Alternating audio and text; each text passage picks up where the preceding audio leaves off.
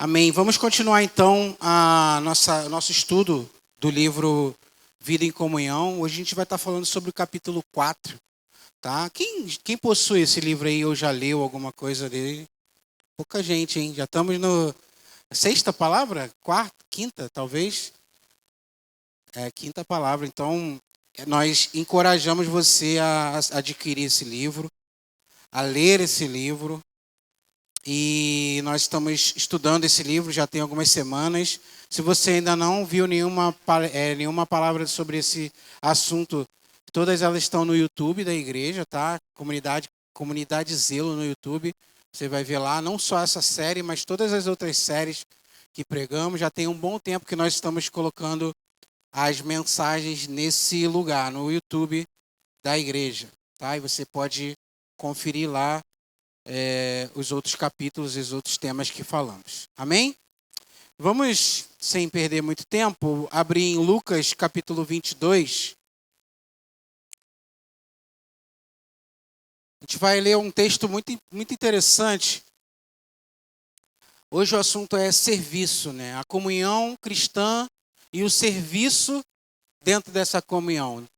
Qual é o papel e qual é a necessidade em uma comunhão cristã nós estarmos atentos ao serviço que nós prestamos ou não prestamos. A gente vai falar sobre isso também. Então, a comunhão cristã ela exige algumas posturas que são individuais, como temos pregado até esse versículo, individuais que se completam na comunhão. Então, a oração ela é individual, mas também ela é coletiva.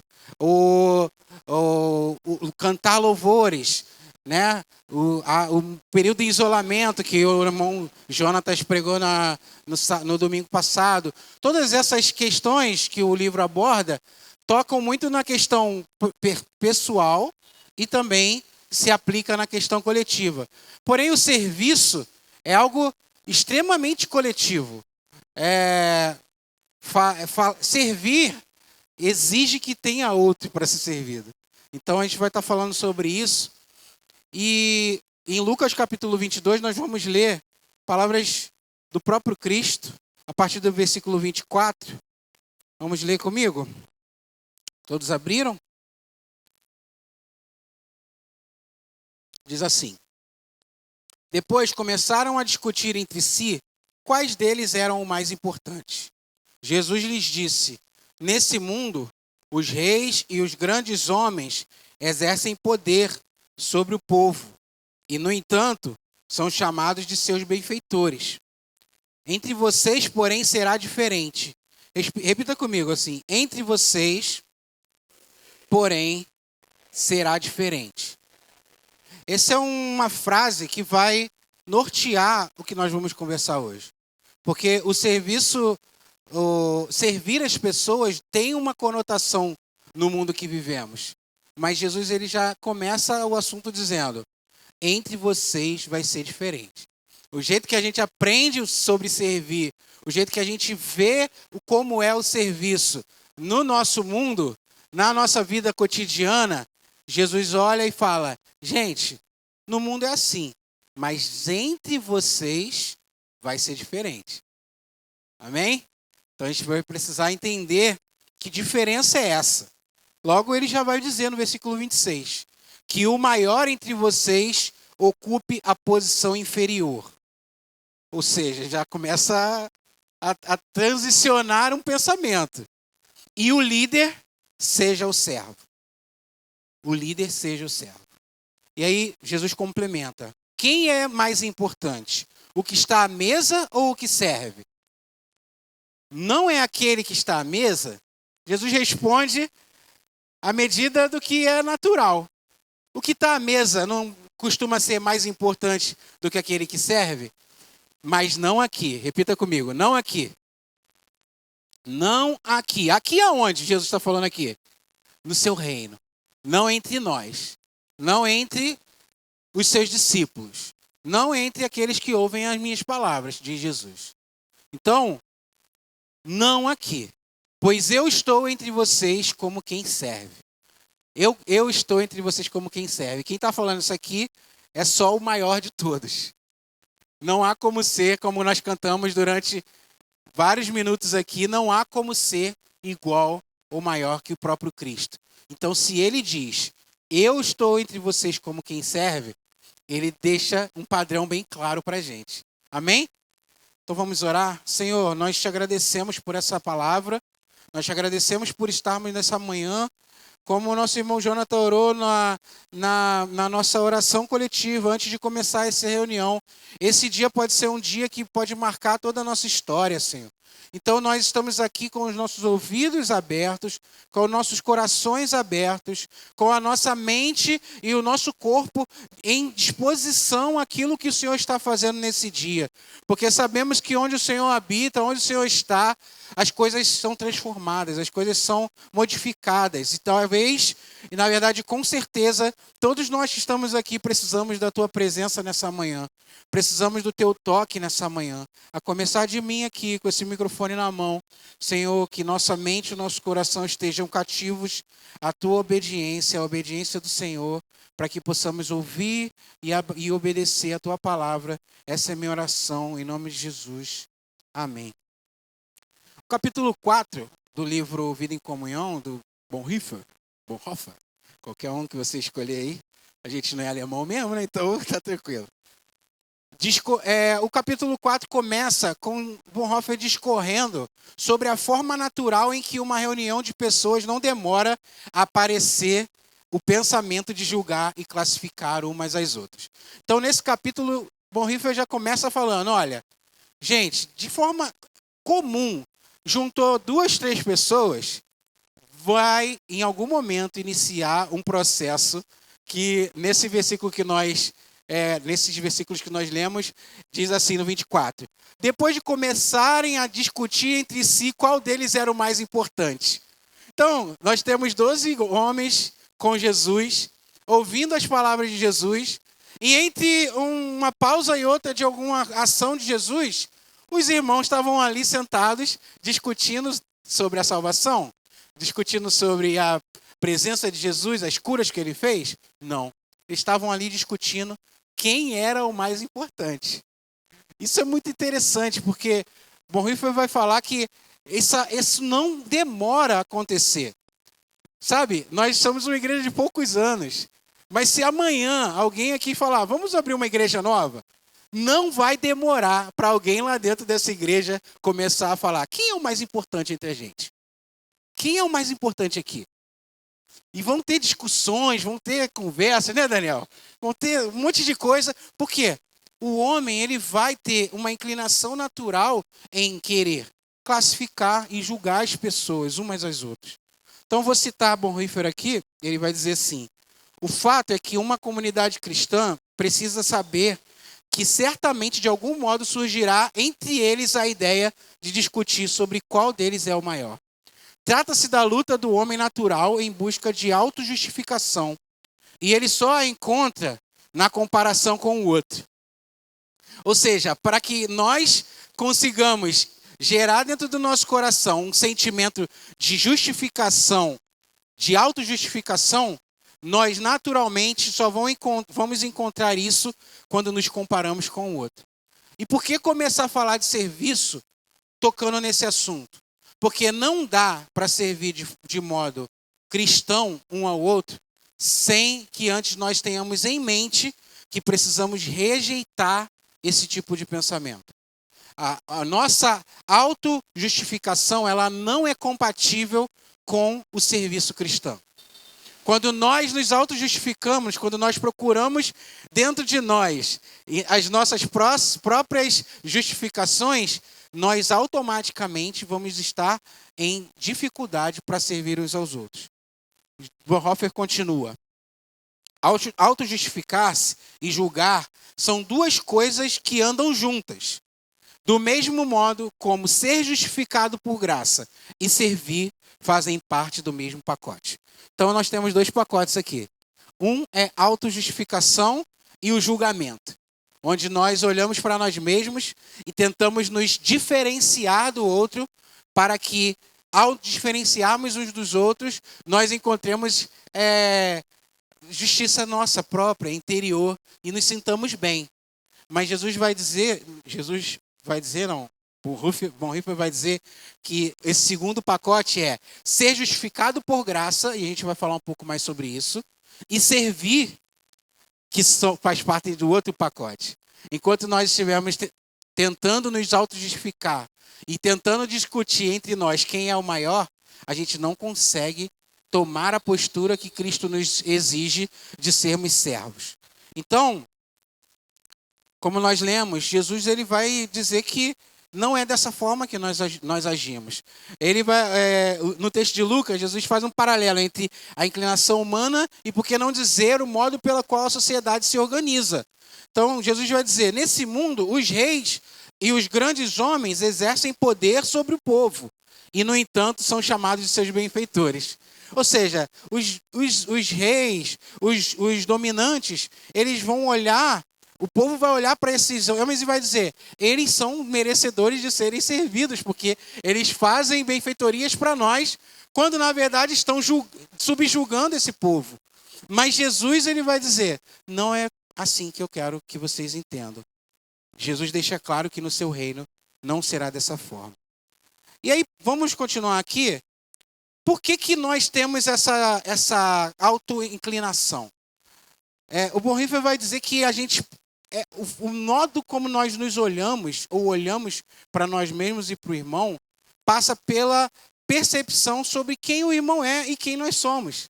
Então ele vai dizer assim, o olhar se amplia e, para sua surpresa, pela primeira vez nós reconhecemos em relação aos nossos irmãos a riqueza da gloriosa atividade criadora de Deus. Deus não fez essa outra pessoa assim como eu a teria feito. Essa pessoa foi me entregue por Deus para ser meu irmão, não para que eu exerça domínio sobre ele, mas para que, olhando para além dele, eu encontre o Criador. Então, o que ele está tentando dizer aqui? Quando nós olhamos para o nosso irmão e não enxergamos nele a imagem de quem o criou, nós subjugamos esse irmão. Nós olhamos para esse irmão como menor. Nós olhamos para esse irmão como alguém que não é digno do nosso serviço. Que nós gastemos tempo, energia. Quantas vezes nós olhamos para irmãos dentro da nossa própria comunidade e simplesmente ignoramos o fato de que ele é imagem e semelhança junto comigo. E o que eu achei interessante nessa fala é que olhar para o nosso irmão e não ver que esse irmão deveria ter sido feito de uma forma diferente. Olhar para ele e não atribuir a ele que Deus tenha errado da forma que fez ele. Todos nós temos as nossas manias, as nossas questões, e nós temos a natureza de olhar para o irmão e dizer como seria bom se ele fosse diferente de como ele é. E isso faz com que nós julguemos, como falamos anteriormente, e nós percamos a visão de quem esse irmão é em relação à criação. Deus criou esse irmão do jeito correto, da forma como ele quis, não da forma que nós quisemos. E isso nos traz uma responsabilidade de subjugar esses pensamentos que nós temos à realidade de que nosso irmão foi feito à imagem e semelhança de Deus. Por isso, nós encontramos nesse irmão o próprio Deus. Encontramos nesse irmão o próprio Deus. Não na sua divindade, mas na sua imagem, na sua semelhança. Não atribuímos ao irmão a divindade que é atribuída a Deus, mas atribuímos ao irmão a importância e a honra que devemos dar àquilo que Deus criou, àqueles que Deus criou. Então, nessa liberdade que lhe foi conferida pela criação, a outra pessoa se torna para mim motivo de alegria, quando antes representava para mim apenas incômodo e problema. Então daqui a pouco a gente vai começar a falar do serviço prático, mas irmãos, o que caracteriza quando uma comunidade cristã abandona a prática do serviço mútuo? Quando nós olhamos um para o outro, não com a alegria de servir, mas com um incômodo e um problema. Você está comigo nessa aqui? Irmãos, a gente sabe aqui que toda pessoa que prega aqui é cortada pela palavra da mesma forma que nós quando estamos sentados aí. E alguns irmãos talvez já tenham até ouvido da minha boca coisas que pareçam com essa frase. Irmãos que parecem incômodo e problema. A Scarlett está rindo aqui. Mas, irmãos, é mais pura verdade. Nós, quando olhamos para o nosso irmão e não enxergamos nele a imagem de alguém que Deus está colocando no nosso lado para revelar a sua presença ao nosso lado, revelar quem ele é para nós. Mas a gente olha para esse irmão e fala assim, cara, que alegria poder servir a esse irmão que Deus criou. Que alegria poder servir essa pessoa que Deus colocou do meu lado. Mas nós olhamos para esse irmão e dizemos, ai, que incômodo é esse irmão enchendo a minha paciência novamente. Por que esse irmão só traz problema para a minha vida? Irmãos, repita comigo aquela frase do início. A gente vai falar várias vezes dela hoje, tá? Porém, entre vocês, porém, será diferente. Diga comigo, entre vocês, porém, será diferente.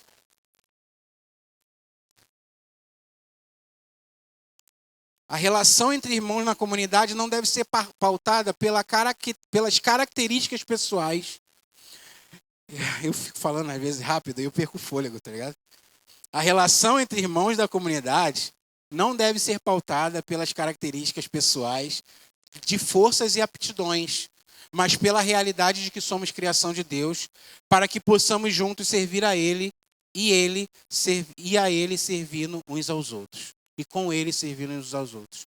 Então, todas as nossas relações sobre características pessoais precisam ser abafadas para que a nossa relação como irmãos de uma comunidade cristã, que fomos todos criados pelo mesmo Deus, para a sua glória, sobressaia as nossas características pessoais.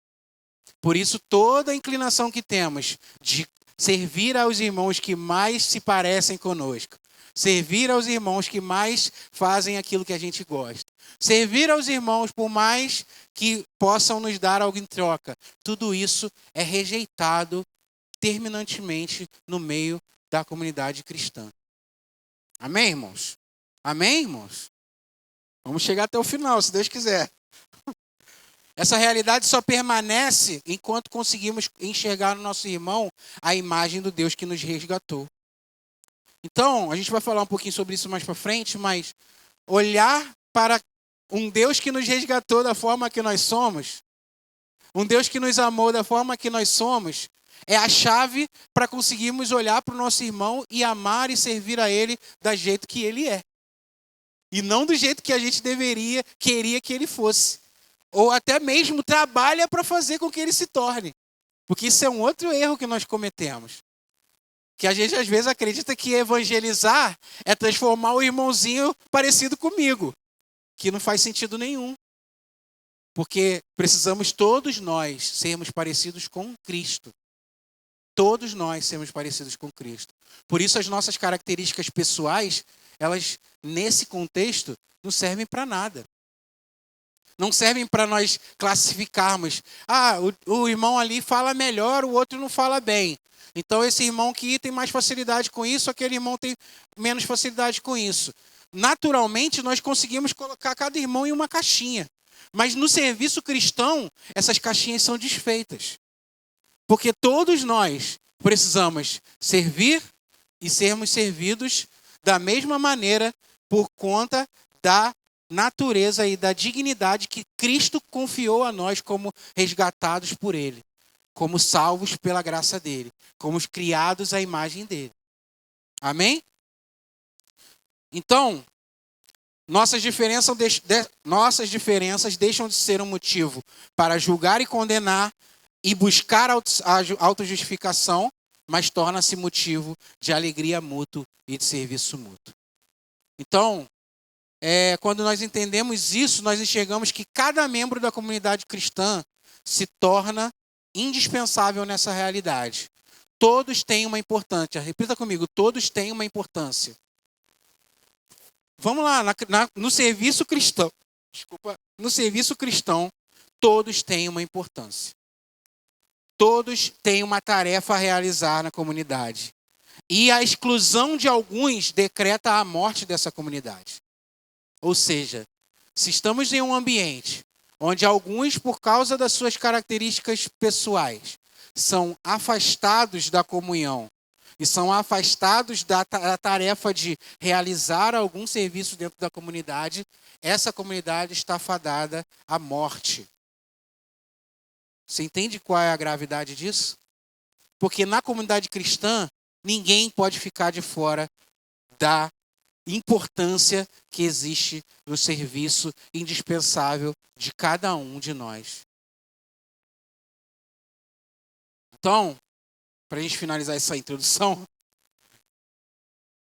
a comunidade cristã deve ser regida pela justificação por graça, o que resulta em serviço, e não pela autojustificação que resulta em abuso. Toda vez que nós tentamos nos autojustificar no serviço com o nosso irmão, nós quase sempre vamos passar a linha do abuso. Vamos servir ou ser servidos cometendo algum tipo de abuso, porque a comunidade cristã ela precisa de pessoas que entendam que foram justificados pela graça e servem por essa motivação. Não para que nós nos sintamos bem a cada momento que fazemos algum serviço. Quem em algum momento de sua vida experimentou a misericórdia de Deus, esse terá a partir desse momento um só desejo, o desejo de servir.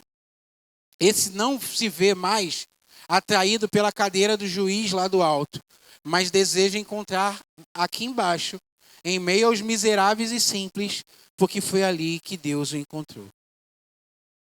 Então, primeiro ponto sobre serviço que a gente tem que entender como comunidade é o nosso coração e a forma como nós vemos as coisas, elas implicam diretamente na nossa ação de serviço dentro da comunidade. A gente vai, como eu falei, vamos falar um pouquinho mais sobre as coisas práticas mais para frente, mas desde já cada um de nós podemos avaliar o nosso coração sobre aquele momento que nós nos negamos a servir alguém ou em alguma ação, alguma área na igreja. O nosso coração vai ser com certeza encontrado de autojustificação, de egoísmo, de sentimento de altivez, nunca de graça e de amor e de perdão pelo qual nós fomos recebidos por Jesus. Então, a gente só vai conseguir ter o desejo por servir se nós pedirmos ao Senhor para que Ele consiga colocar dentro do nosso mente, do nosso coração, essa realidade de que nós fomos alcançados por Ele e por causa dessa misericórdia, de pessoas que não mereciam essa misericórdia, nós conseguimos nos colocar no lugar de pessoas miseráveis e simples, porque o Senhor nos encontrou ali e é ali onde o Senhor quer nos usar para encontrar outras pessoas. Amém, irmãos? Então, um ponto importante sobre isso é a forma, como eu disse, como eu me vejo. Quem quer aprender a servir, precisa, em primeiro lugar, aprender a não se achar melhor do que realmente é. Então, aqui comigo, todos comigo? Quem deseja aprender a servir, precisa, em primeiro lugar, aprender a não se achar melhor do que realmente é. Abra comigo em Romanos capítulo 12. A gente vai ler 2 versículos desse texto. É um texto muito conhecido, né?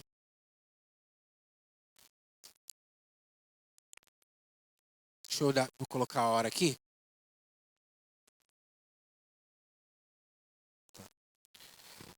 Então, no versículo 3, Romanos 12, versículo 3, Paulo vai dizer assim, ó: porque pela graça que me foi dada, digo a cada um entre vós,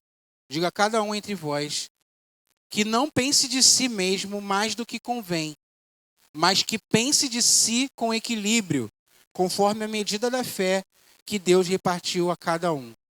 No versículo 16 vai dizer assim: sede unânimes entre vós, não sejais orgulhosos, mas prontos a acompanhar os humildes, não sejais sábios aos vossos próprios olhos. Na verdade, existem vários versículos que a Bíblia nos lembra de que nós precisamos gastar a nossa fé, gastar a nossa realidade em olhar para nós mesmos, não além do que nós realmente somos. Tomás de Kempis diz assim, ó, conhecer a si mesmo de forma adequada e aprender a não pensar de si mesmo, além do que convém, é a tarefa mais sublime e mais necessária. Não se julgar importante e sempre ter os outros em alto conceito é a suprema sabedoria e perfeição. Tá? Então, esse é o nosso grande desafio hoje, que enfrentamos um tempo onde nós somos constantemente ensinados a priorizar o que sentimos, o que queremos, o que planejamos.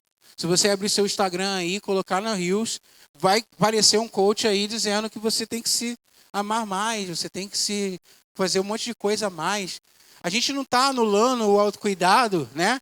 Que hoje tem sido falado muito, mas a palavra de Deus diz que nós, diferentemente do que, inclusive no Ego Transformado, tem uma parte desse livro que ele fala um pouco disso, né? Nós vivemos uma era onde nós achamos que nos amar mais vai ser melhor para nós, vai melhorar a nossa vida. Mas o autor do Ego Transformado vai dizer que, na verdade, se ter em menor estima seria o melhor para que nós pudéssemos viver melhor nos dias de hoje. Não se levar tanto a ser grandioso, a ser importante, porque o altruísmo ele leva a sociedade a um lugar de mais paz, de mais abundância, de mais pessoas generosas, de mais pessoas que olham uns para os outros. Mas o que a nossa sociedade está nos levando para um lugar onde nós cada dia mais nos tornamos egoístas, cada dia mais nós gastamos a nossa vida conosco mesmo, e aí o resultado disso é que nós perdemos as nossas famílias, nós perdemos os nossos amigos, as pessoas que estão em volta de nós. Eu, particularmente, já participei em diversos eventos de coaching, de masterminds e tudo mais.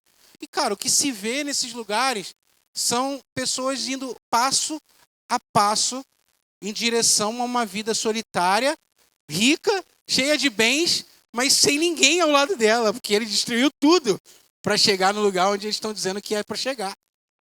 Então, a Bíblia vai trazer a gente para uma realidade onde, cara, será que realmente, e aí os meus psicólogos aqui de plantão, não estou falando contra o que vocês falam nas salas, mas será que realmente eu me ver como uma pessoa melhor, me olhar para mim mesmo e tentar me melhorar tanto, é o que vai me levar para o lugar onde Deus quer que eu esteja?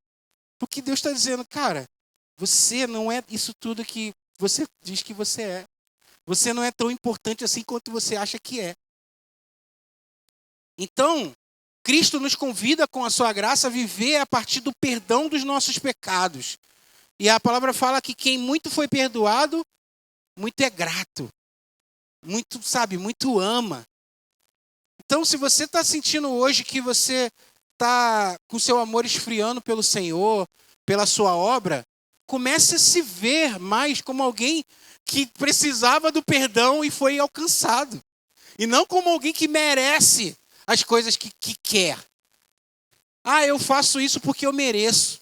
Ah, eu ajo assim porque eu mereço. As pessoas deveriam agir dessa forma comigo porque eu mereço. Não é esse o caminho que Deus está nos propondo. O caminho que Deus está nos propondo é, eu não merecia nada, mas eu fui alcançado. E por isso eu consigo olhar para o meu irmão que também não merecia nada, também não valia nada como eu não valho nada. E eu olho para ele e falo, vamos servir juntos, vamos um servir ao outro. Na nossa pequenez, vamos um servir ao outro. Então, a partir dessa realidade de que nós precisamos melhorar a forma como nós nos vemos, uma das coisas importantes é que nós temos que colocar a nossa vontade pessoal abaixo da vontade de Deus. Bonhoeffer vai dizer assim, ó, por não mais poder se considerar sábio, o cristão não pensará a respeito dos seus planos e pontos de vista além do que convém. O cristão saberá que é salutar que a vontade pessoal se desfaz no encontro com o próximo.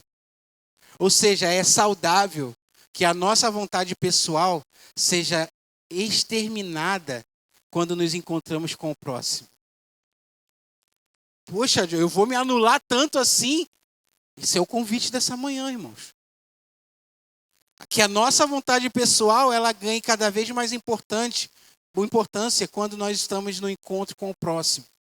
Estará disposto a considerar a vontade do próximo como mais importante e urgente do que a vontade pessoal. Que mal haverá em cancelar os seus planos pessoais? Pensa comigo.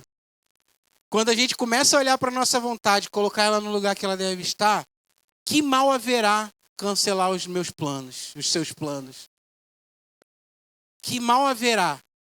Não é melhor servir o outro, o próximo, do que impor a vontade pessoal? E o segundo ponto, nesse aspecto de melhorar a forma como nos vemos, é sobre a nossa própria honra. Porque, além da vontade pessoal, o autor também nos lembra que buscar proteger a nossa própria honra atrapalha o serviço na comunhão cristã. Onde procuramos nos preservar, resguardar a nossa reputação. Toda vez que nós nos deixamos de servir, nós estamos querendo nos resguardar. Nós estamos querendo guardar a nossa própria honra, guardar a nossa própria vontade, por que não dizer guardar o nosso próprio conforto? Mas não foi para isso que nós fomos chamados. Esse, segundo o autor, é um grande motivo que nos afasta do serviço, pois nos leva a um lugar de incredulidade e ambição. Por mais que paradoxo que seja, proteger a sua vontade pessoal, proteger a sua honra pessoal, te leva para um lugar de incredulidade. Por mais que você ore muito pela sua própria vontade, a oração ela está te levando para um lugar de incredulidade. Um lugar onde a realização dos seus desejos é o resultado das nossas orações. Mas não é isso. Porque a palavra já vai nos ensinar que seja feita a vossa vontade, não a nossa. Na oração, não é sobre nós, não é sobre o que nós queremos, não é sobre a nossa reputação, não é sobre Deus guardar quem nós somos, é sobre a vontade dele. Procurar a honra pessoal atrapalha a fé. Quem busca a honra para si não está mais em busca de Deus e do próximo. Que mal há se sou tratado com injustiça?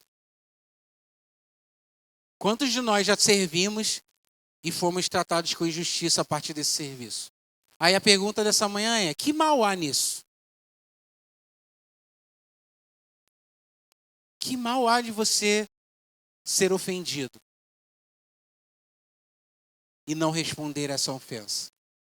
Vê aí no seu coração, qual é o resultado da ofensa dentro do seu coração? Qual é o resultado de não ser do jeito que você quis quando o serviço está sendo executado? Esse pecado de se ofender facilmente, que se manifesta com tanta rapidez no seio da comunidade, mostra sempre de novo o quanto de ambição desordenada, para não dizer o quanto de incredulidade ainda se faz presente na comunidade. Irmãos, baseado nisso, é fácil afirmar de que uma comunidade que não serve, ela está imersa na incredulidade. Uma comunidade cristã que não serve uns aos outros, ela está imersa, ela está tomada pela incredulidade. Ah, Joey, mas nós cantamos, nós pregamos, nós fazemos um monte de coisa. A gente vai falar um pouco sobre essa questão do serviço, rapidinho. Mas a forma como nós nos vemos, a forma como nós enxergamos as coisas, que faz nos afastar do serviço comunitário, é, de fato, uma expressão da incredulidade do nosso coração. Nós, de fato, não cremos no Deus que é o maior dos servos. Nós, de fato, não cremos no Deus que nos chamou para servir como Ele serve. Então, para finalizar isso, quem quiser servir o irmão no contexto da comunidade precisa chegar ao ponto mais profundo da humildade. 1 Timóteo, versículo 1, Paulo vai afirmar, abre aí para mim, por favor. Algum irmão pode ler? 1 Timóteo, capítulo 1, versículo 15. Só para quebrar aqui o nosso monólogo.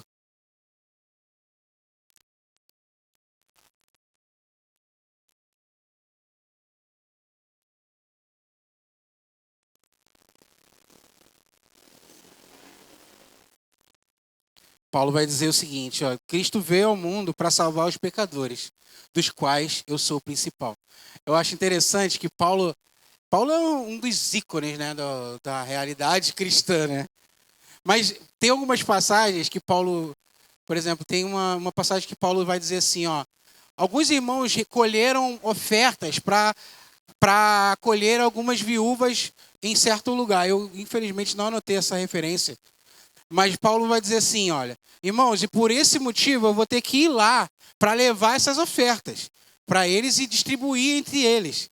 Então, Paulo era o homem da doutrina, era o homem que dizia, que pregava, que fazia o serviço mais considerável do mundo cristão, que é pregar a sua palavra, estabelecer as doutrinas. Mas Paulo vai dizer assim, ó, eu vou fazer um frete aqui, porque eu preciso levar essas coisas que foram arrecadadas para os irmãos que estão necessitados. Então, Paulo vai dizer assim, ó, eu sirvo com tudo que eu posso. Paulo fala que fazia tendas para não ser pesado para os irmãos. Paulo vai dizer que ele tem diversas passagens dizendo, cara, eu quero ser igual a Cristo, que servia mais do que todos os outros. Mas, ao mesmo tempo, como que ele chegou a essa conclusão? Que ele precisava mais de Cristo do que todos os outros. Que ele se via como o maior dos pecadores. Ele era o alvo mais importante naquele momento da graça de Deus. Ele era o que mais precisava. Por mais que ele pudesse ser considerado grande, sabe, ele tinha tantos títulos, mas ele chega e fala, ó, eu deixo tudo isso para trás. Eu olho só para Cristo. E eu tenho quase absoluta certeza de que Paulo tinha plena visão e pleno entendimento de que a característica de Cristo que ele mais precisava imitar era ser servo dos irmãos. Era dar a sua vida pelos irmãos. Ele mesmo diz, eu dou a minha vida, eu deixo gastar a minha vida por causa dos irmãos, por causa de Cristo, por causa da obra de Cristo. Então, como poderia eu servir alguém com humildade não fingida, se com toda a seriedade os pecados dessa pessoa me parecem mais graves que os meus próprios pecados? Será que isso não fará com que eu me coloque acima dessa pessoa? Posso ainda ter esperança em relação a ela? Ou eu acabaria fazendo um serviço fingido, hipócrita? No nosso relacionamento de serviço, uma coisa é primordial. Nós temos que olhar para o nosso irmão como alvo da graça e do perdão de Deus. Tanto quanto nós, porque nós também fomos perdoados e nós somos os maiores dos pecadores. Não há como servir na comunidade cristã sem olhar para o nosso irmão e vê-lo um regenerado por Cristo. Não há como servir na igreja sem olhar para o nosso irmão. Ah, aquele irmão que fez isso, que fez aquilo, que é assim, que é assado. É, esse irmão mesmo. Ele é um regenerado por Cristo em potencial. Nós não podemos abandonar esse irmão porque nós precisamos ter esperança em relação à obra de Cristo na vida desse irmão. E por isso nós servimos, nós continuamos servindo, não de forma fingida, não de forma hipócrita, mas a gente olha e fala, eu sirvo o meu irmão porque ele foi alcançado pelo perdão dos pecados, da mesma forma que eu fui alcançado. Os meus pecados eram muito mais graves. Ah, Joey, mas eu não matei, eu não fiz isso. Os seus pecados eram muito mais graves. Os nossos pecados, nós estávamos destituídos da glória de Deus, nós estávamos longe do Senhor para sempre, e Ele nos alcançou. Por isso, por esse motivo, você consegue continuar servindo o irmão que aos seus olhos parece mais pecador que você. Por esse motivo. Porque aos seus olhos ele parece mais pecador do que você. Mas na realidade, você é tão pecador ou mais quanto ele. E isso não impede o serviço fluir no nosso meio. Jesus, aquele mesmo que falou em Lucas 22 lá, Lucas 20, 22 ele diz, eu estou entre vocês como que serve, e ele é o nosso maior exemplo. Mateus 20 é um outro lugar onde essa mesma passagem é retratada, tá? Mas Jesus fala uma coisa diferente aqui. Mateus 20, do 26 ao 28. Eu vou ler para a gente ganhar tempo. Não será assim entre vós, pelo contrário.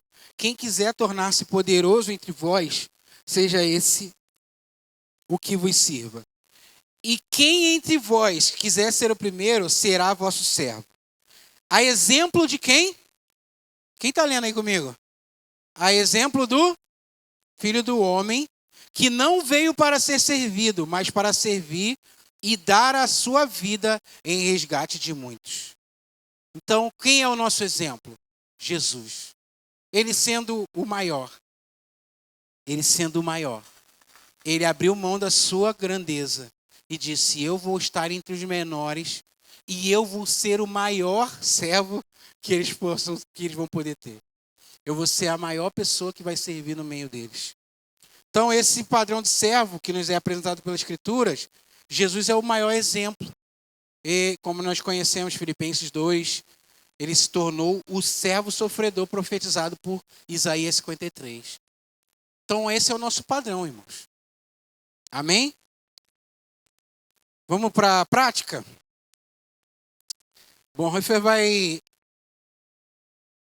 vai começar a falar sobre 4 serviços, 4 áreas de serviço que ele separa, onde essa realidade que nós vimos até agora, de pessoas regeneradas pelo Senhor, salvos pela graça, que olham o seu irmão como criatura de Deus, tanto quanto ele, que olham Jesus como exemplo do maior servo e querem imitar Jesus. E aí Bonhoeffer vai começar a falar aqui sobre o serviço. Abra comigo 1 Pedro, capítulo 4.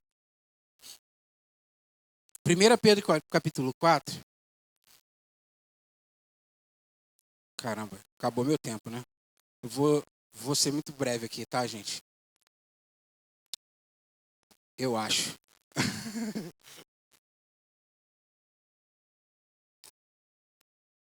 Vai dar, Bruna? É que a bateria da câmera vai acabar, tem poucos minutos. Vamos lá, 1 Pedro capítulo 4, ele vai dizer assim, ó. Mas é a partir do versículo 7, tá? Mas já está próximo o fim de todas as coisas, portanto, tende bom senso e estais alertas em oração. Antes de tudo, tende profundo amor uns pelos outros, uns para com os outros, porque o amor cobre um grande número de pecados. E aí ele vai dizer, ó, sede hospitaleiros uns para com os outros, sem vos queixar. Amém, irmão? Quando o irmão visitar a sua casa aí, sem se queixar, tá? Servir uns aos outros conforme o dom que cada um recebeu. Repita comigo, conforme o dom que cada um recebeu. Como bons administradores da multiforme graça de Deus.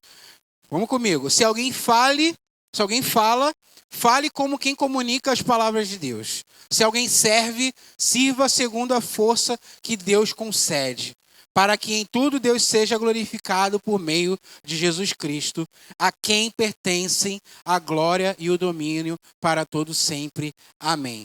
Então, Pedro ele vai começar a falar sobre os serviços, alguns serviços, né? Quem fala, fale como quem comunica as palavras de Deus. Ou seja, falar, inclusive, é um dos dons mais importantes do nosso meio. Falar a palavra de Deus, né? Nós atribuímos isso a uma realidade espiritual.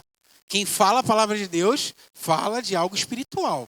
Fala do serviço que Deus colocou no nosso meio, que é um dos mais importantes, que é pregar a palavra. A gente vai falar disso também. Mas Pedro vai dizer o seguinte, ó. E quem serve, e aí a gente pode usar esse serve como paralelo para os serviços naturais, os serviços cotidianos, ele vai dizer o seguinte, sirva segundo a força que Deus concede. Então, o que quer dizer isso? Quem serve com coisas que não parecem tão espirituais assim, faz também por meio de Cristo. Faz também por meio da força que Deus concedeu. Então, irmãos, vamos ser práticos aqui. Nós temos, por exemplo, um serviço básico aqui na igreja, que é arrumar as cadeiras, né? chegamos, os irmãos às vezes têm pouca fé e bota só meia dúzia de cadeira. E aí, quase sempre, quanto menos cadeira se coloca, mais gente chega durante o culto, né? Vocês já entenderam isso já, esse mistério, já? Já entenderam? Tá, o irmão do Profética disse que é profético. Mas quando você coloca uma cadeira no lugar, você está fazendo um serviço menor ou menos importante do que o meu aqui nesse momento de estar pregando a palavra? Não. Em termos de serviço, todos nós precisamos de Deus para fazer. O irmão que bota a cadeira no lugar e limpa a cadeira para o irmão sentar e não sujar sua roupa, faça com a força que Deus te concede. Faça como que se Deus estivesse ali, ó, te auxiliando, fazendo você fazer isso. Eu quero fazer uns paralelos aqui rapidinho. O primeiro serviço que Bonhoeffer vai dizer é o ato de servir. É o serviço de ouvir, ok? Então, ele chama o ato de ouvir o outro como o primeiro serviço que devemos uns aos outros. Vou correr aqui. Ouvir é mais do que esperar a vez de falar. É acolher o irmão com atenção. Quem não sabe ouvir o próximo, dificilmente saberá ouvir a Deus. Então, eu achei interessante que Bonhoeffer vai atribuir a Deus a ação de ser o maior ouvinte. E na verdade né? Porque imagina todo mundo, quem já viu o Todo-Poderoso aí? Todo mundo fazendo orações e Deus é capaz de ouvir todas ao mesmo tempo, sem se perder, né? Deus, eu sou o Joe, eu moro na rua Capitão Gouveia, 320, cuidado para não mandar para o Joe que mora lá no Amapá. Não, Deus ele ouve, ele sabe, ele entende, ele é o maior dos ouvintes. Então, aquele dia que você não tinha o que fazer na sua vida, tudo estava perdido e você resolveu se ajoelhar e começar a falar, Deus, por favor, me ajuda. Quem estava lá ouvindo? Quem estava lá ouvindo? Então Deus, ele é um dos maiores dos ouvintes. Ele é o que ouve. Deus é um Deus que ouve. E nós, às vezes, queremos ser filhos de Deus que não ouvem. Que não temos paciência para ouvir. E eu quero fazer um paralelo aqui, por exemplo. Quem aqui já ficou na portaria aqui na frente? Quem já teve a oportunidade de, enquanto está acontecendo aqui o salseiro, aparece um irmãozinho, uma irmãzinha, e começa a falar igual um desinvestado. Começa a falar. E que aconteceu isso, o que aconteceu aquilo, e a minha vida é assim, minha vida é essa. Quem é capaz de dizer que o serviço que o irmão está fazendo ali, em ouvir uma pessoa, como se fosse o ouvido de Deus naquele momento, é menos importante do que qualquer outro serviço que nós estamos prestando? Eu queria aproximar a nossa realidade aqui, entender que o serviço cristão, ele existe e ele se faz presente no nosso meio nas pequenas coisas. Irmão, talvez não houvesse porteiro como acontece hoje na igreja primitiva. Talvez não tivesse cadeiras de plástico, claro que não tinha, para colocar. Os irmãos sentavam no chão, sei lá onde sentavam. Talvez obviamente não tinha sonorização naquele tempo. Mas não é porque não existia lá que o serviço que nós prestamos hoje em comunidade não seja conduzido pelo Espírito da mesma forma.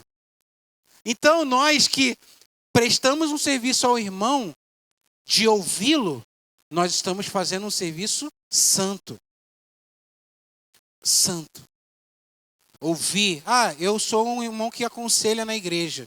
Você está ouvindo. Enquanto você ouve, você está servindo ao irmão da forma de uma forma que vai glorificar a Deus e vai servir a esse irmão. E esse irmão vai ser abençoado pelo simples fato de você ouvi-lo. Então,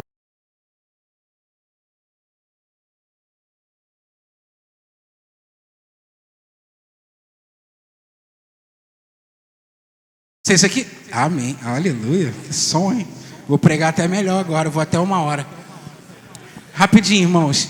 Acontece que os irmãos cristãos se esqueceram de que o ofício de ouvir... Vamos ler de novo, que agora eu acelerei aqui, nem eu entendi o que eu estava falando. Acontece que os irmãos se esqueceram de que o ofício de ouvir lhe foi entregue por aquele Deus que é o próprio grande ouvinte e que deseja que os cristãos participem dessa ação de escutar. Devemos escutar os ouvidos de Deus, com os ouvidos de Deus, para podermos falar a palavra de Deus. Então, assim como o nosso amor a Deus começa com o ato de ouvirmos a sua palavra, também o amor ao próximo começa com o ato de aprender a ouvir o que esse próximo tem a dizer. Deus nos ama não apenas por nos dar a sua palavra, mas também por estar de ouvidos abertos a nós. Assim, se aprendermos a ouvir o nosso irmão, estaremos fazendo a obra de Deus em relação a esse irmão. Amém, irmãos? Leia esse livro, irmãos, por favor, que tem tanta coisa que eu queria falar dele aqui, mas eu vou passar. O segundo serviço é o serviço das pequenas tarefas. Ele valoriza as pequenas tarefas simples e discretas do dia a dia, como ajudar, limpar, cuidar, apoiar. Vou ler aqui na íntegra o que Bonhoeffer fala. Na vida de cada comunidade existe uma grande lista de coisas que podem ser feitas. Ninguém é tão bom que possa usar isso como desculpa para não fazer os serviços mais simples. Então, irmão, a verdade é que na comunidade cristã, ninguém é tão bom que não possa fazer o serviço mais simples. A preocupação quanto à perda de tempo envolvida na prestação de pequenos serviços no dia a dia resulta no fato de que, em geral, levamos demasiadamente a sério o nosso próprio trabalho. Isso é muito sério, irmãos. Muito sério, muito sério. Devemos estar prontos para aquele momento em que Deus nos interrompe. Sabe, o nosso trabalho é muito importante. Então a gente não dá nem brecha para Deus nos interromper para fazer as pequenas coisas que às vezes são necessárias dentro de uma comunidade cristã. Óbvio que quando a gente fala assim, a gente quase sempre vai atribuir aos serviços que nós estamos vendo aqui. Mas a verdade é que esses serviços de ajudar, limpar, cuidar e apoiar, eles são relacionados ao nosso dia a dia como comunidade. Quantas irmãs aqui já puderam, por exemplo, nossa igreja tem o hábito de fazer isso, né? A irmã teve filho, teve o bebê, aí vai uma galera das irmãs ajudar na limpeza da casa, na chegada do bebê. Quem já participou de algum mutirão desse aqui? Pouca gente? Então, a gente tem que fazer de novo, né? Quem tá grávida aí agora? A gente tem grávidas agora? A Niele, ó. A esposa do Lucas, ela tá grávida. Já pega o endereço dela, já fica ligado que quando nascer, o serviço de ajudar, de colaborar, de contribuir, precisa ser feito. Assim como nós irmãos também. Que isso também não é um trabalho só das irmãs, é um trabalho nosso. De ajudar, de cuidar, de limpar, de apoiar, de fazer esses trabalhos. E esses trabalhos, eles normalmente vão aparecer no momento onde você vai se sentir interrompido. Pô, eu tinha uma parada para fazer, eu tinha um futebol para jogar, eu tinha um churrasco do amigo para ir, eu tinha talvez um trabalho que iria me gerar um recurso financeiro. Mas a comunidade cristã, ela vai interromper as nossas agendas de vez em quando. Sempre, de novo, sim, diariamente Deus cancela nossos planos e projetos, colocando em nosso caminho pessoas com seus perdidos e suas necessidades. E eu finalizo dizendo que aos nossos olhos parecem ser pequenas. Parecem ser até, por que não dizer, indignas. Mas Deus faz isso. Ele, de vez em quando, diariamente, cancela os nossos planos, cancela os nossos projetos e diz assim: faz isso aqui, seu irmão está precisando. O cristão deve estar disposto a servir nos lugares mais humildes, sem buscar o reconhecimento. O terceiro é o serviço de levar e de carregar os fardos uns dos outros. Bonhoeffer vai citar Gálatas 6:2, que diz, né? Levai a carga uns dos outros. E é interessante que essa expressão um dos outros, ela é corriqueira no nosso, na Bíblia. Toda hora alguém está falando, ó, amar uns aos outros, fazer uns pelos outros, considerar uns aos outros, tudo é uns aos outros. Então é considerar, carregar os fardos uns dos outros. Servir é suportar com paciência as fraquezas, dificuldades e pecados do irmão. A lei de Cristo é a lei de carregar as cargas, irmãos. Carregar as cargas implica sofrimento. O pagão, ele que evita o peso do outro. Mas o cristão assume o peso do seu irmão. Então, lá fora, as pessoas querem se livrar dos pesos uns dos outros. Olha, eu não tenho nada a ver com isso. Tanto que, né, fala aqui, ó.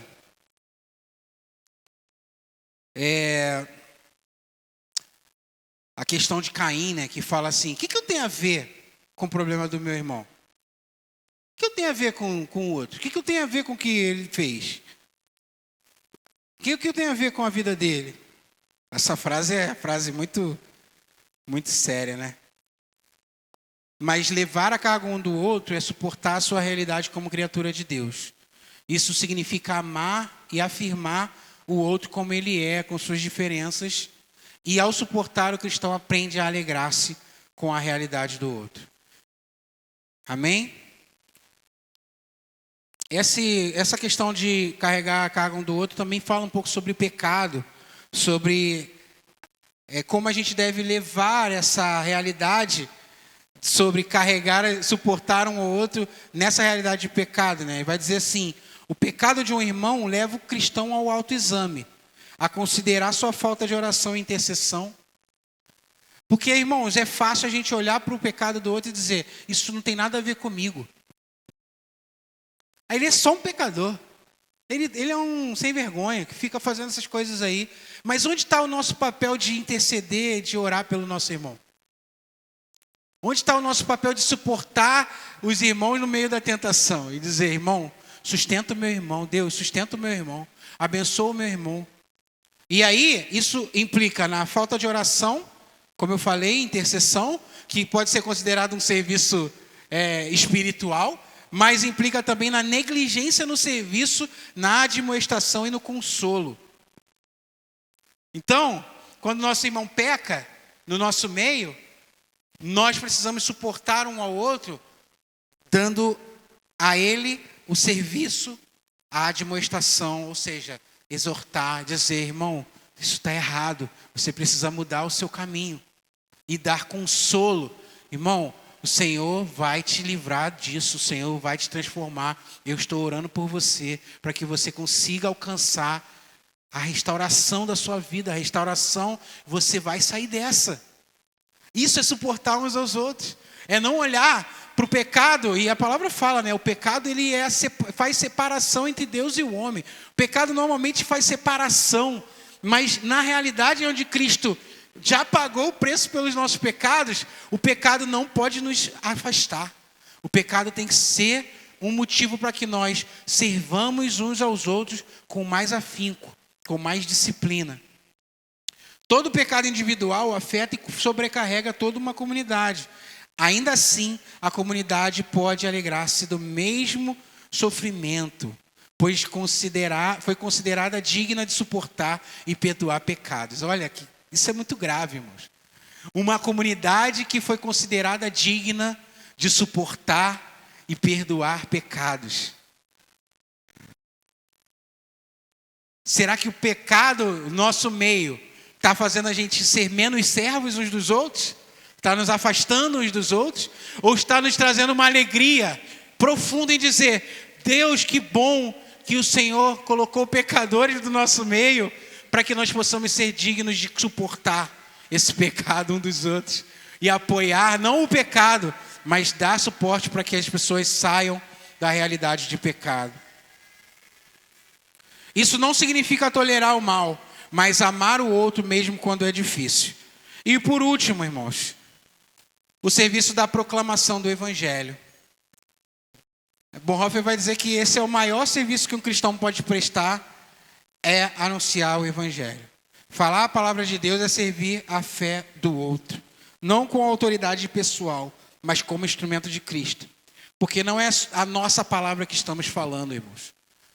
Não é a nossa palavra. Então toda vez que... E quando a gente fala disso, a gente não está falando que todos vão vir aqui pregar. Mas todos têm o dever e a necessidade e a tarefa de pregar o evangelho uns aos outros. De proclamar as boas novas uns aos outros. De encorajar uns aos outros. De falar de Cristo uns para os outros. Porque não é na nossa autoridade pessoal. Eu sempre lembro dessa situação, né? Eu e a Amanda somos um casal, vamos fazer esse mês agora 13 anos de casado. Quem não conhece, a Amanda é aquela lindona ali que é minha esposa, tá bom? E a gente já teve a oportunidade de sentar à mesa para aconselhar casais com 45 anos de casado. E na minha cabeça de TDAH que eu tenho, eu ficava assim, mano, o que eu tô fazendo aqui? Por que o Juan não tá aqui? Por que fulano não está aqui? Por que, sabe? Nossa negligência pessoal. Mas toda vez que isso acontece, eu lembro dessa frase. Não é a minha autoridade pessoal, é a palavra de Deus que está aqui. Eu não tenho, eu sou um homem que não tenho nem filho. O irmão tinha 4 filhos, tudo casado. Mas eu não estou aconselhando ele sobre ser pai, certo ou errado, através da minha experiência pessoal. Estou dizendo que a palavra diz sobre ser pai. Então a autoridade não está na minha experiência, está na autoridade da palavra de Deus.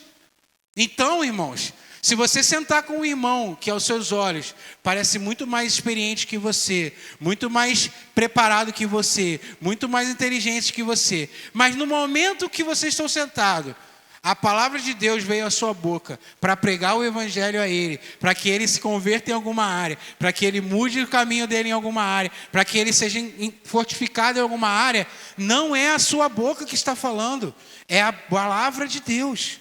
Óbvio que nós temos que conciliar isso com bons testemunhos, com pessoas que não têm do que se envergonhar, como a palavra diz, né? Que maneja bem a palavra e não tem do que se envergonhar.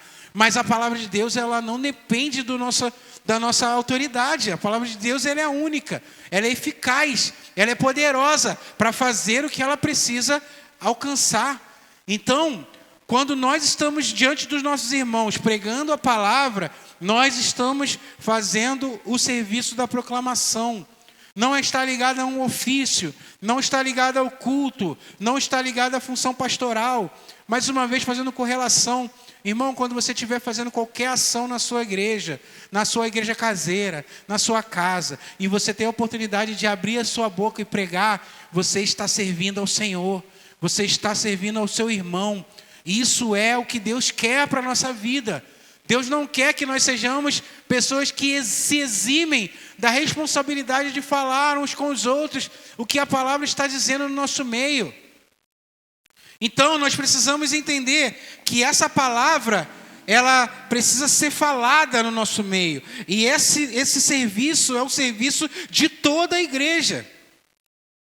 Então, há perigos em não falar a palavra. Então, se essa palavra vier da impaciência ou do desejo de se impor, ela deixa de ser libertadora. Há também perigo de calar-se quando deveria falar, por medo, vergonha ou desconfiança de que as palavras humanas não tenham poder. O equilíbrio está entre o silêncio responsável e a fala obediente da palavra de Deus. Então, quando nós estamos uns com os outros, servindo uns aos outros, nós temos que estar sempre com isso em mente. Nós precisamos ser responsáveis no nosso silêncio, em ouvir uns aos outros, como falamos, mas precisamos ser obedientes à palavra de Deus. Não se furte, irmão. Joey, eu não conheço a Bíblia. Mais um motivo para você começar a vir a EBD, a ouvir as palavras que estão sendo pregadas aqui, a buscar desenvolvimento pessoal na palavra de Deus, para que você seja um obreiro que maneja bem a palavra e não tem do que se vergonhar. E fale da palavra de Deus. Amém? Tinha muito mais coisa aqui, mas eu quero que você abra comigo em João 13, a gente vai finalizar. João 13.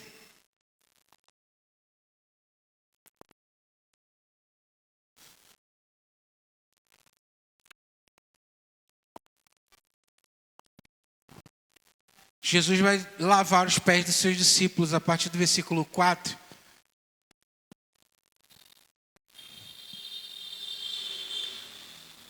Deus abençoe esses motoqueiros, né?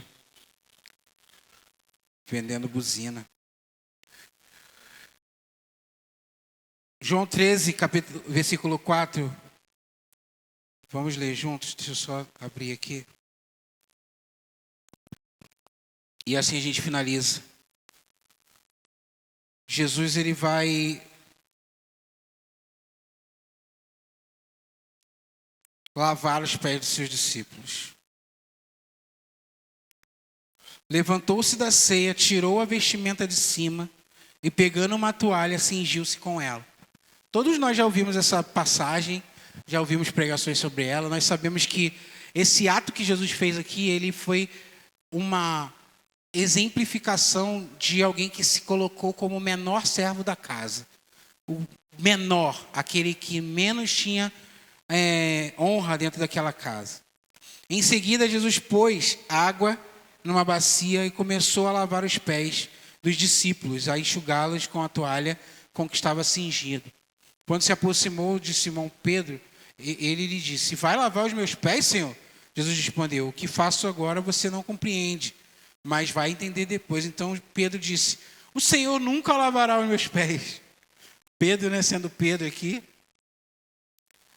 Jesus respondeu: se eu não lavar, você não terá parte comigo. Então Pedro lhe pediu: Senhor, não somente os pés, mas também as mãos e a cabeça. Tinha que ter muita paciência com Pedro, né? Jesus, porém, respondeu: quem já se banhou não precisa lavar nada, a não ser os pés, pois quanto ao mais já está limpo. E vocês todos já estão limpos, mas não todos. Pois ele sabia quem era o traidor. Depois de ter lavado os pés, Jesus pôs de novo suas vestimentas e, voltando à mesa, e perguntou-lhes: vocês compreendem o que eu lhes fiz? Vocês me chamam de mestre e de Senhor, e fazem bem, porque eu sou mestre e Senhor. Ora, se eu, sendo Senhor e mestre, lavei os pés de vocês, também vocês devem lavar os pés uns dos outros. Porque eu lhes dei o exemplo para que, como eu fiz, vocês façam também. Em verdade lhes digo que não é o servo maior do que o seu Senhor, nem o enviado maior daquele que enviou. Se vocês sabem essas coisas, bem-aventurados serão se as praticarem. Jesus, ele lavou os pés dos seus discípulos e ele deixou esse ensinamento claro. Se vocês não fizerem como eu estou fazendo, vocês não têm parte comigo. Vocês não estão me obedecendo. E eu achei interessante que Jesus, ele continua, né? Tem aquela passagem que diz que meu pai trabalha até agora.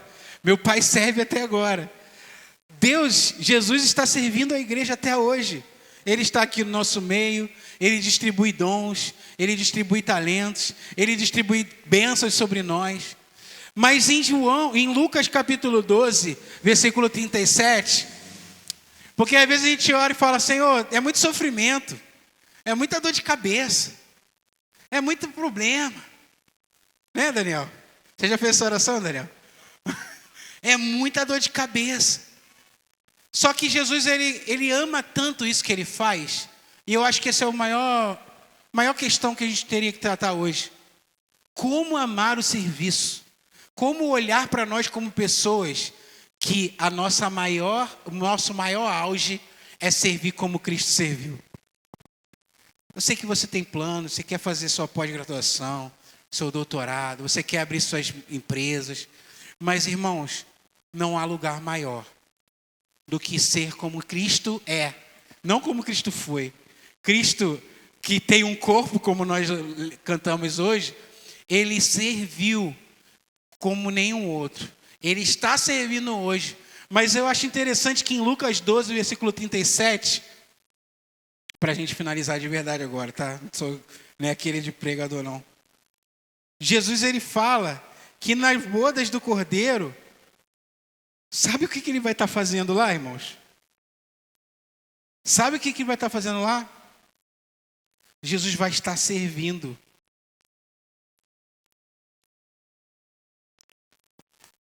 Eu sei, irmãos, que a gente começa a ficar cansado. Que a gente começa a sentir que o refrigério de Deus é Ele nos livrar do serviço. É Ele dizer pra gente, você não precisa mais fazer isso aí que você está fazendo não, sabe? Tá muito pesado para você mesmo. Pô, eu tô vendo aqui que realmente você é um servo bom e fiel.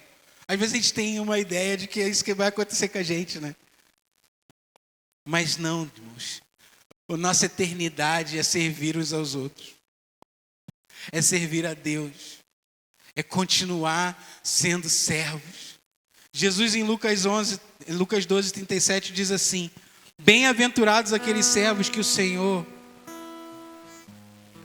quando chegar, estiverem alertas. Em verdade vos digo que se preparará e os fará sentar à mesa e, aproximando-se, os servirá. Jesus, no alto da sua glória, no momento ápice da história, irmãos, sabe o que Ele vai estar fazendo, Evelyn? Ele vai estar servindo, cara. Sabe essa questão que a gente tem na nossa sensação de falar, Senhor, quando é que isso vai acabar?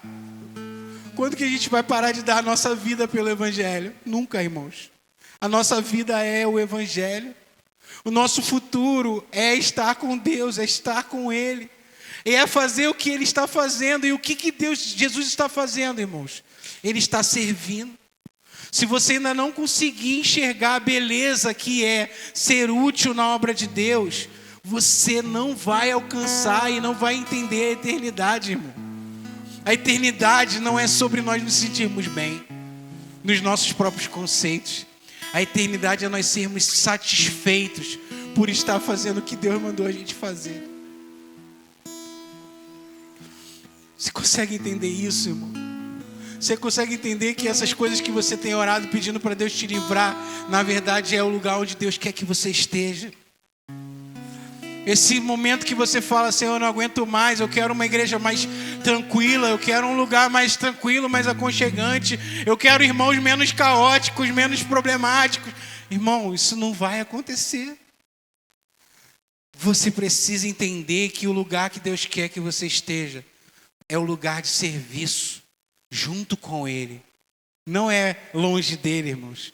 Não é apartado dele, é junto com Ele. Ele pega a toalha e lava os pés daquele que andam com Ele. Ele vai sentar à mesa? Não. Ele vai levantar-se e Ele vai pegar a bandeja, Yuri. Ele vai pegar a bandeja, Ele mesmo vai entregar na sua mão, Mateus, nas nossas mãos, e vai dizer, olha aqui, ó, o motivo. Era esse dia, nós tínhamos que estar juntos aqui. E eu continuo fazendo o que eu sempre fiz. Eu entreguei a minha vida por vocês. E que bom que vocês aprenderam que entregar a sua vida pelos outros é o verdadeiro motivo pelo qual nós fomos salvos.